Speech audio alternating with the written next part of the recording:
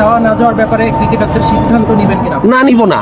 কারণ এটা ক্রিকেটারদের সিদ্ধান্তের বিষয়। বিশ্বকাপে স্কোয়াড কাউকে জিজ্ঞেস করে স্কোয়াড তৈরি করা হয় না। যেই স্কোয়াড ফাইনালাইজ হবে সেই স্কোয়াডই বিশ্বকাপে যাবে।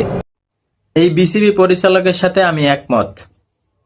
বাংলাদেশের কোনো অর্জন নাই, অর্জনের মধ্যে আছে শুধু এশিয়া কাপ। তাও আমরা কান্না করছি, এই চোখ দিয়া পানি পড়ছে, হার্টবিট এরমের কাঁপছে, অনেকে স্ট্রোক করে মারা গেছে তোমাদের খেলা দেখা। বাংলাদেশের এমন কোনো অর্জন নাই যে বাংলাদেশের ক্রিকেটাররা যেটা বলবে তাদের কথা শুনতে হবে। ভারতীয় দালালি বন্ধ করো। বাংলাদেশ বিশ্বকাপে খেলতে যাবে না, এটাই ফাইনাল। আর এই পরিচালক সাহেব যেটা বলছে এটা 100% রাইট। বাংলাদেশের প্লেয়ারদের কোনো অর্জন নাই।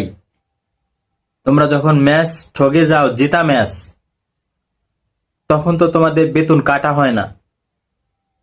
হয় তোমরা ঠিকই বেতন নিয়ে যাও, কিন্তু মধ্য থেকে কষ্ট পাই কারা?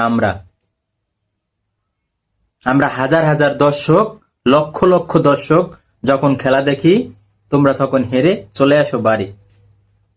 6 বলে 3 রান লাগলে তোমরা এই ম্যাচে ঠগো। বড় বড় কথা বলতে আসছো না? ভারতীয় দালাল ক্রিকেট মুক্ত করতে হবে, এই সিন্ডিকেট মুক্ত করতে হবে।